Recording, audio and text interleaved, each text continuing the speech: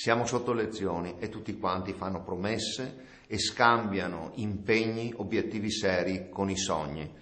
Io invece ho un obiettivo preciso. L'obiettivo è di dire che il Veneto, come ho sempre detto, ho detto da anni e ci credo veramente, che il Veneto può essere primo in Europa, ma primo in economia, primo in cultura, primo in tante cose.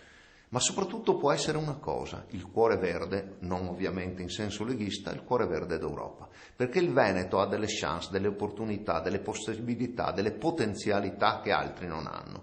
Nella produzione di energia verde, grazie alla sua agricoltura di qualità, è primo in tante cose, e se non è primo è secondo e terzo. Basta che metta nel biologico, nelle produzioni agricole, nel suo allevamento, basta che capisca queste potenzialità, basta che le capisca nel turismo, nell'utilizzo di fonti di energia alternative, basta che utilizzi il suo idroelettrico, il fotovoltaico, le biomasse, e il Veneto può essere la regione più verde d'Europa. Ripeto, in senso ecologico, in senso biologico. Questo è il futuro, diventerebbe un grande polo di attrazione, sarebbe veramente il cuore verde d'Europa.